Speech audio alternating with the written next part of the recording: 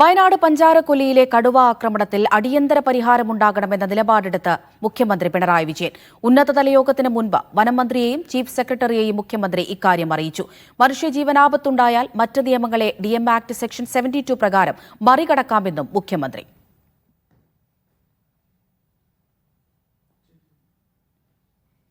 സെയ്ഫ് സൈനുലാബ്ദീൻ തിരുവനന്തപുരത്ത് നിന്ന് വിവരങ്ങൾ നൽകാനായി ചേരുന്നുണ്ട്. സെയ്ഫ്, മുഖ്യമന്ത്രി വിഷയത്തിൽ നിലപാട് കടുപ്പിക്കുകയാണ്, കർശന നിർദ്ദേശം നൽകിയിരിക്കുകയാണല്ലോ. ഈ വനം വകുപ്പിന് ഔദ്യോഗികമായി നിർദ്ദേശം നൽകിയിട്ടുണ്ടോ? ഉടൻ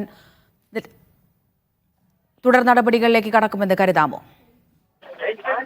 അതേ അമൃത, വനം വകുപ്പ് കൂടുതൽ കാര്യക്ഷമമായി ഇക്കാര്യത്തിൽ ഇടപെടണം എന്ന നിർദ്ദേശം മുഖ്യമന്ത്രി പിണറായി വിജയൻ തന്നെ നേരിട്ട് നൽകിയിട്ടുണ്ട്. മുഖ്യമന്ത്രി വനംവകുപ്പുമായി ബന്ധപ്പെട്ട ഈ വിഷയത്തിൽ കുറച്ച് അതൃപ്തി മുഖ്യമന്ത്രിക്ക് ഉണ്ടായിരുന്നു എന്നാണ് നമുക്ക് ലഭിക്കുന്ന സൂചനകൾ. അതുകൊണ്ടാണ് മുഖ്യമന്ത്രി അദ്ദേഹത്തിന്റെ സ്വരം തന്നെ കടുപ്പിച്ചുകൊണ്ട് ചില നിർദ്ദേശങ്ങൾ ചീഫ് സെക്രട്ടറിക്കും വനമന്ത്രിക്കും നൽകിയത്.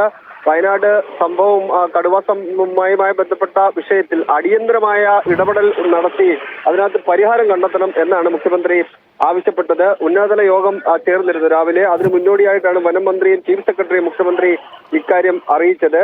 ദുരന്ത നിവാരണ നിയമപ്രകാരം ഇടപെടുമെന്ന് ചീഫ് സെക്രട്ടറി വനമന്ത്രിയെയും അതുപോലെ തന്നെ വനമന്ത്രിയും മുഖ്യമന്ത്രിയോട് അറിയിക്കുകയും ചെയ്തിട്ടുണ്ട്. മനുഷ്യന് ജീവന് ആപത്തുണ്ടാവുകയാണെന്നുണ്ടെങ്കിൽ മറ്റ് നിയമങ്ങളെ DMA ആക്ടിലെ സെക്ഷൻ 72 പ്രകാരം മറികടക്കാം എന്നുകൂടി മുഖ്യമന്ത്രി സൂചിപ്പിച്ചിട്ടുണ്ട്.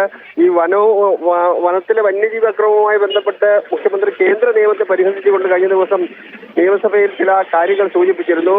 കടുവ അക്രമം ഉണ്ടായാൽ കടുവ വരുന്നവരെ കാത്തിരിക്കേണ്ട അവസ്ഥയാണ് വെടിവെക്കാൻ, അത് കേന്ദ്രത്തിന്റെ നിയമം മൂലമാണ് എന്ന് മുഖ്യമന്ത്രി പരിഹസിച്ചിരുന്നു. അങ്ങനെ മനുഷ്യജീവിതത്തിന് ആപത്തുണ്ടാവുകയാണെങ്കിൽ അതിനെ മറികടക്കാൻ വേണ്ടിയുള്ള നിയമവ്യവസ്ഥയുണ്ട്. അതുകൊണ്ട് കർശനമായ ഇടപെടൽ ഇതിനകത്ത് നടത്തണം എന്ന മുഖ്യമന്ത്രി നിർദ്ദേശത്തിന്റെ അടിസ്ഥാനത്തിലാണ് നരഭോജി കടുവയായിട്ട് അതിനെ പ്രഖ്യാപിച്ചുകൊണ്ടുള്ള ഉത്തരവ് വനവകുപ്പ് രാവിലെ തന്നെ പുറത്തിറക്കുകയും ചെയ്തത്. എന്തായാലും ഈ വിഷയം ജനങ്ങളുടെ ജീവനെയും സ്വത്തിനെയും ബാധിക്കുന്ന വിഷയമായതുകൊണ്ട് ഒരു വിട്ടുവീഴ്ചയും വേണ്ട എന്ന നിർദ്ദേശം മുഖ്യമന്ത്രി വനം മന്ത്രിക്കും ചീഫ് സെക്രട്ടറിക്കും നൽകി. അതിന്റെ അടിസ്ഥാനത്തിലാണ് വനംവകുപ്പ് തുടർ നടപടികളിലേക്ക് കടന്നിട്ടുണ്ടായിരുന്നത്.